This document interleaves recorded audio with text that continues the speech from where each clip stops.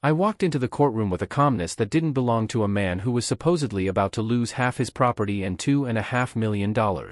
My attorney kept whispering about how unpredictable family court could be and how judges often leaned in the wife's favor. I understood why he worried. On paper, I looked like a man caught unprepared, a husband whose wife claimed emotional devastation, financial inequality, and years of supposed neglect. Only I knew that the real storm was hidden beneath her polished statements and carefully orchestrated tears. My wife, Vanessa, arrived wrapped in luxury, the kind of appearance meant to signal superiority rather than grief. She walked with the posture of someone who expected a victory, expected sympathy, expected the judge to see her as a fragile woman who had suffered under the shadow of an ambitious husband.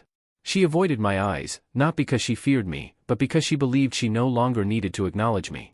She assumed she had already won. She assumed I was still the same man who once believed every word she whispered in the dark.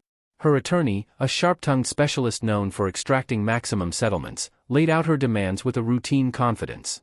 He stated that she deserved 50% of all marital assets, long-term alimony, and a lump sum compensation of $2.5 million for what she called emotional hardship. He spoke slowly, dramatically, as though our marriage had been a battlefield where she alone had suffered. The judge nodded, jotting a few notes, giving no hint of leaning to either side. My attorney shot me a quick glance, as if asking whether I still wanted to follow through with my plan. I nodded once, almost imperceptibly. He relaxed slightly, though he didn't yet understand the magnitude of what would unfold.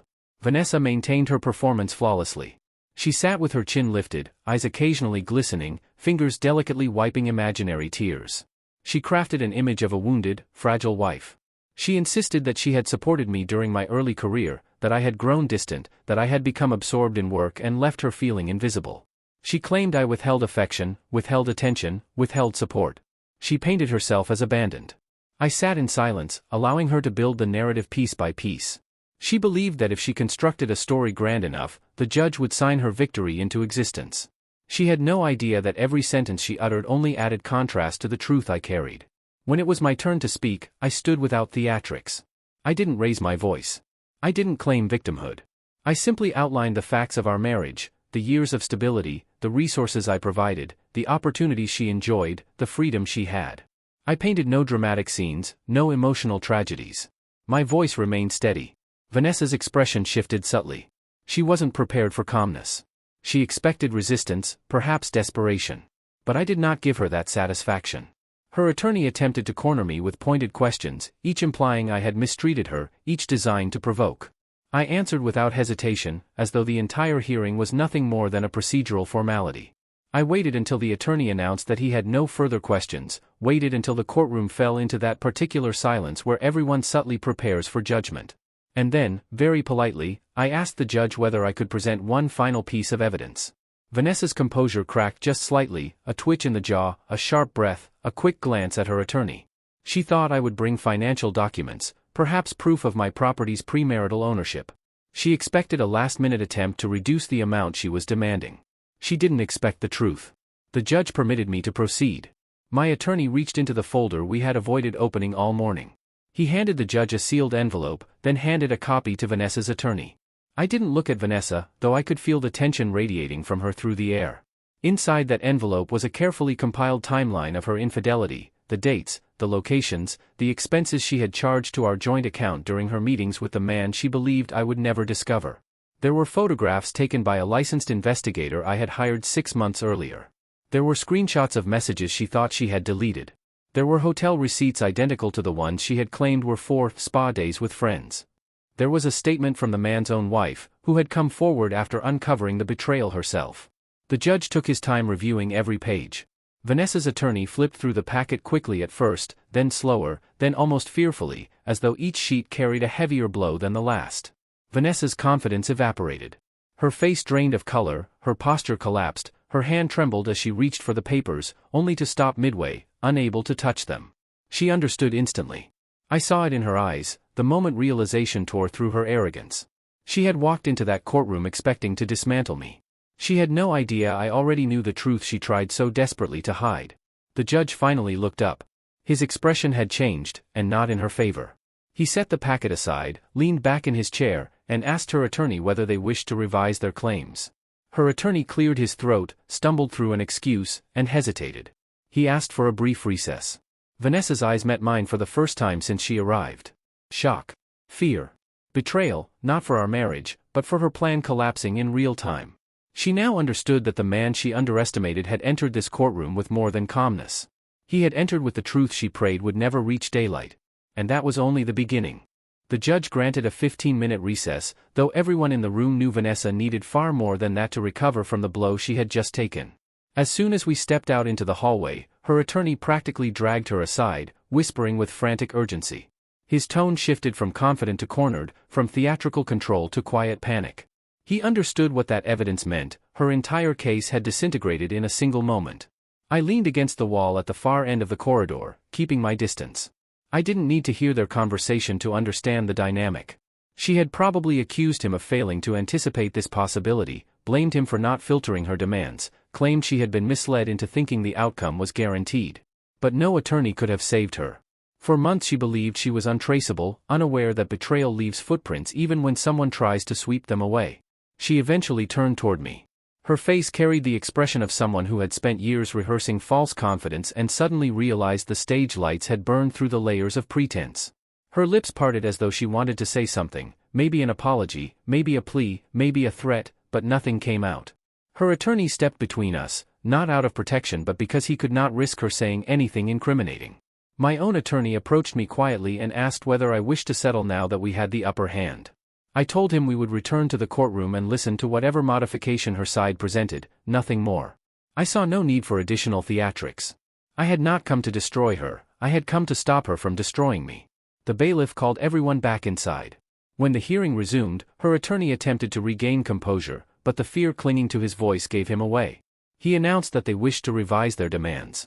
Instead of half of my assets and millions in compensation, they now requested a modest, amicable settlement. He phrased it as though the change came from a place of mutual respect rather than desperation. The judge raised an eyebrow, then turned his attention to me. He asked whether I wished to respond. I said that I preferred the court to rule based on the presented evidence rather than any half-hearted negotiation introduced after their storyline collapsed. The judge nodded. He appreciated order more than theatrics. Vanessa kept her gaze lowered. Her fingers gripped the edge of the table, knuckles turning white. She had never imagined a scenario where her attorney, the one she spent a small fortune on, would stand in front of a judge and ask for mercy on her behalf. She had walked into this courtroom expecting triumph, not humiliation. The judge addressed the evidence directly. He stated that infidelity did not automatically determine the division of marital assets in our jurisdiction, but the deliberate concealment of substantial expenses related to the affair absolutely did. He noted that her financial records contradicted her earlier testimony and that her portrayal of the marriage lacked credibility. He also acknowledged that my documented support throughout the marriage refuted her claims of emotional and financial neglect. Then he asked her one question, a simple one, something along the lines of whether she wished to contest the authenticity of the evidence. She lifted her head. Her mouth opened slightly. But she didn't speak. She knew everything was real. Denying it would have destroyed what little remained of her credibility. The judge waited. Her attorney attempted to whisper advice, but she raised a hand slightly, signaling him to stop. For the first time during this entire ordeal, she appeared genuinely human. Not manipulative. Not theatrical. Just exposed. She finally stated that she did not wish to contest anything. The courtroom absorbed her words with a silence that felt heavier than any outburst. The judge proceeded with his ruling. He dismissed her compensation request entirely. He declared that the division of assets would follow standard guidelines, not her inflated demands. He noted her financial misconduct and stated that she would not receive alimony due to breach of fiduciary responsibility during the marriage. He added that any further attempts to exaggerate claims could be considered an attempt to mislead the court. Her attorney collapsed into his chair, defeated. Vanessa stared straight ahead, motionless, as though she no longer recognized the world around her. She had constructed a fantasy where she emerged victorious, a fantasy reinforced by the people she surrounded herself with, the friends who convinced her she deserved everything, the lover who promised her a new life, the online articles she read about women winning huge settlements. None of those fantasies had room for the truth she hid. When the judge concluded the session, people around us began gathering their papers. Attorneys shook hands. Clerks packed up documents. The bailiff opened the side door. The world resumed its rhythm, but Vanessa remained frozen. She stood slowly, as though the movement itself required strength she no longer had.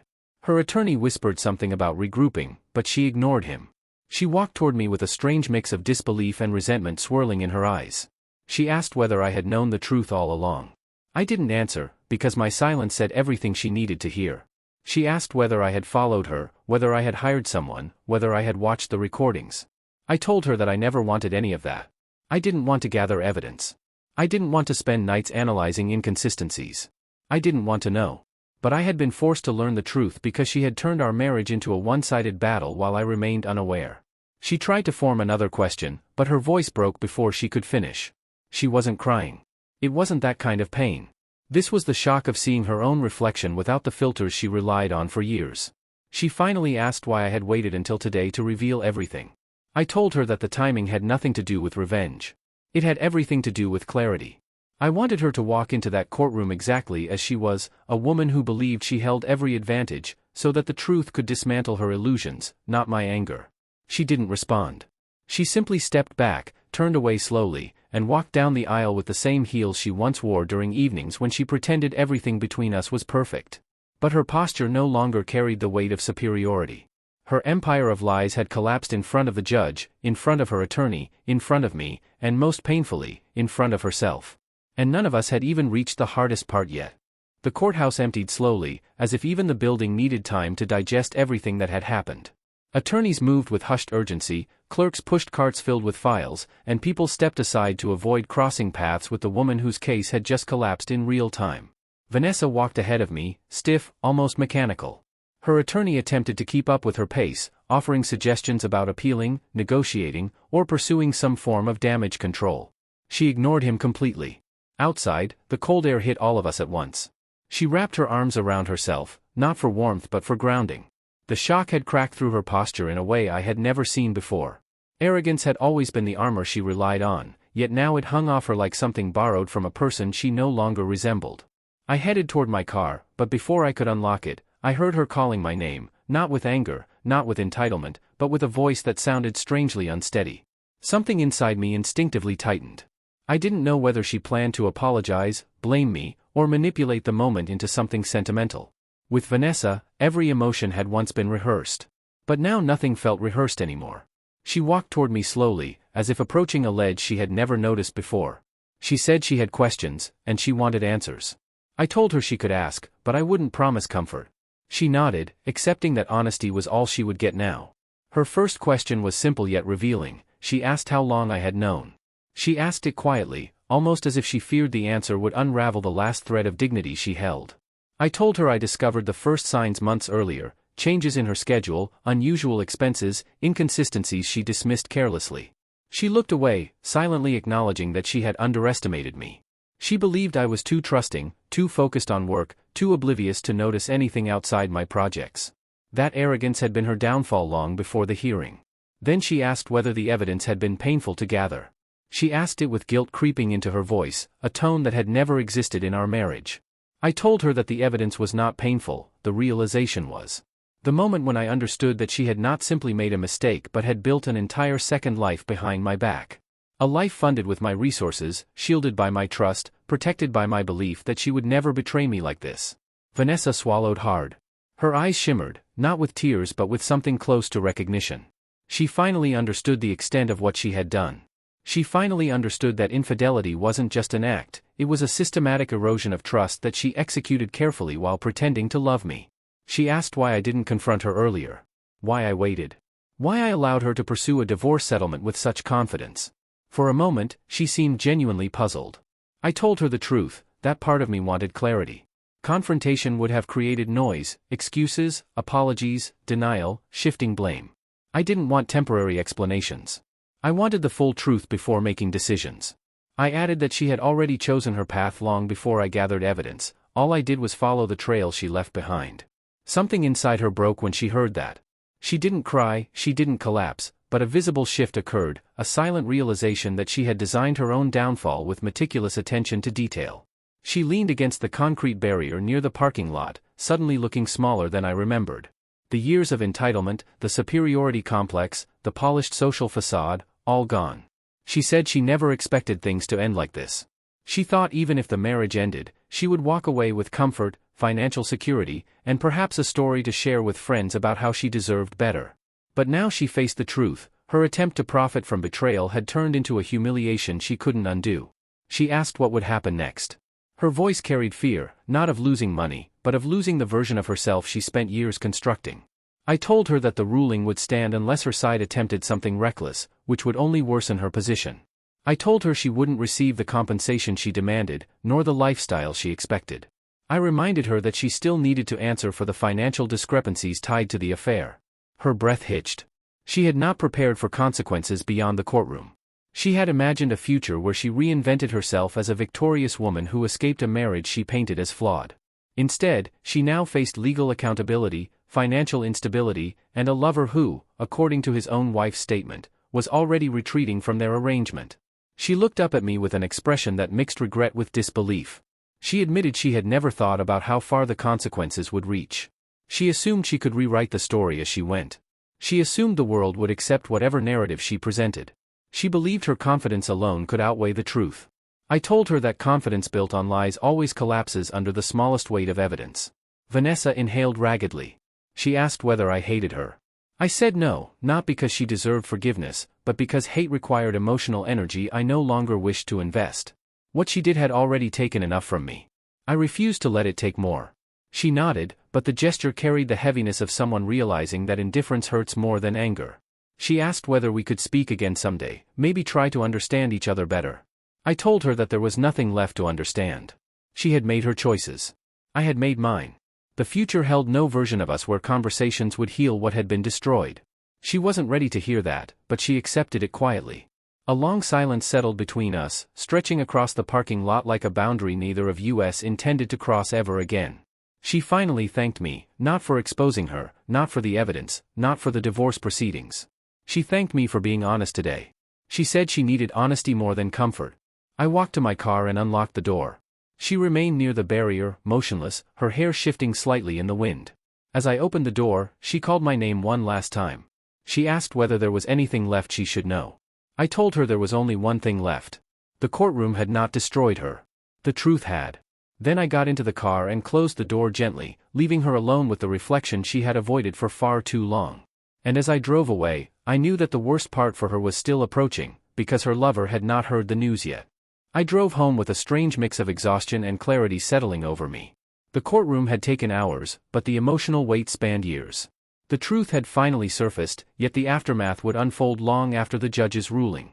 I knew that Vanessa's collapse wasn't complete. Not yet. There was still one person missing from the equation, the man she risked everything for. Her lover. A man who had whispered promises behind my back. A man who assured her he would leave his wife once she secured her settlement. A man who had played savior while using her as a temporary distraction. I didn't search for him. I didn't contact him. I had no need to interfere. The truth had its own momentum, and it always reached the people who pretended they were immune to it. 3 days passed quietly. Vanessa's attorney emailed to confirm her withdrawal of all excessive claims. He attempted to maintain a professional tone, but his message carried unmistakable defeat. My attorney assured me the financial details would finalize within weeks. For the first time in months, my life felt still. No accusations, no manipulation, no emotional sabotage. Just silence. On the 4th day, I received a message from the investigator, one final update, though I hadn't asked for it. He informed me that the man Vanessa had been seeing moved out of his home after his wife confronted him with the evidence I had shared. She had printed every page, every photo, every receipt. She delivered it all directly to him and asked whether the life he chose was worth the destruction he created. According to the investigator, his answer was predictable. He denied responsibility, deflected blame, minimized everything he could, blamed stress, blamed loneliness, blamed anyone except himself. His wife told him to pack his things and get out. By the afternoon, he had already called Vanessa. And that was where her real collapse began. I didn't witness their argument, but the investigator's notes and the message Vanessa sent me later pieced together the scene with painful clarity. When he realized the affair was now public, fully documented, exposed, undeniable, he panicked. Not because he feared losing Vanessa, but because he feared losing the safety net his wife provided. Her income, her stability, her forgiveness, her patience. Vanessa, on the other hand, had no such stability left. She had burned her marriage, her financial future, her facade of innocence. She had walked into the courtroom expecting millions, only to walk out with nothing but embarrassment and legal consequences. He asked her whether she planned to pursue the relationship now that everything was out in the open. She told him that she had believed he would leave his wife willingly. She told him she expected commitment. She told him she needed something real. He responded by telling her she had misunderstood him. He claimed their affair was never meant to be a new life, merely a temporary escape. He insisted he couldn't leave his wife because of financial entanglements, children, or responsibilities he suddenly remembered. He told her the timing was terrible. He told her the exposure changed everything. Eventually he told her the truth, their relationship was never going to advance beyond whatever they already had. She asked whether he planned to stand by her now that the evidence had dismantled her marriage and her reputation. He told her no. And just like that, the man she traded everything for discarded her as easily as someone brushing lint off a jacket. Vanessa didn't text me the details out of a desire for reconciliation. She didn't ask for pity. She simply wrote a single message late that night, long, disorganized, emotionally fractured. She said she never expected him to run. She said she thought she understood the risks but underestimated the consequences. She said she finally realized she had built her future on someone who never intended to stand beside her. I read her message once, then placed my phone face down on the table. I felt no satisfaction. No triumph. No vindictive pleasure. Just a quiet understanding that betrayal never rewards the person who commits it. It only unravels the life they tried to manipulate. The next morning, she asked if we could speak in person. I agreed, not out of nostalgia or forgiveness, but because closure sometimes demands an open space where both sides acknowledge the truth without theatrics. She arrived looking nothing like the woman who once walked confidently into the courtroom. Her hair was pulled back carelessly, her eyes carried a heavy redness, and her hands trembled slightly. She sat across from me without preamble. She admitted that everything had fallen apart exactly in the order she had feared: the court, the money, the lover, the image, the stability. She said she had spent the entire night recognizing a version of herself she could no longer avoid. She didn't ask for reconciliation. She didn't ask for another chance. She didn't even ask for forgiveness. She simply asked for honesty. She wanted to know whether I ever saw signs she could have changed, signs she could have reversed, signs she could have salvaged something before everything collapsed. I told her the truth, that she had opportunities to turn back long before the affair, long before the lies, long before the financial sabotage. She had moments where she could have spoken honestly about dissatisfaction or fear or unhappiness. She chose secrecy instead. She chose deception. She chose convenience over growth. She exhaled shakily. She said she didn't know whether she ever loved him or whether she simply loved the attention he gave her. She admitted that she mistook novelty for meaning, desire for affection, recklessness for empowerment. She asked a final question, one that took her far too long to gather the courage for. She wanted to know whether, in some distant future, I might remember her without bitterness. I told her that memory isn't something we control. It evolves long after events end. But I also told her that I hoped we both eventually reached a place where the past felt like a lesson rather than a wound. She nodded. She wiped her face carefully, stood up slowly, and thanked me, not for anything I did during the marriage, but for the way I handled the truth. She walked to the door, paused, and said something I will remember for the rest of my life. She admitted the truth did not ruin her. The lies did. When she left, the room felt profoundly quiet. I sat there for a while, absorbing everything. Not grief, not anger, just a deep sense of closure. The kind of closure no settlement, apology, or confrontation could replicate. The kind of closure that comes only when the truth burns away the layers of a story built on deception. In the end, she didn't lose because I exposed her. She lost because she built her life on foundations that could never carry the weight of reality. And as for me, I walked away not victorious, but free.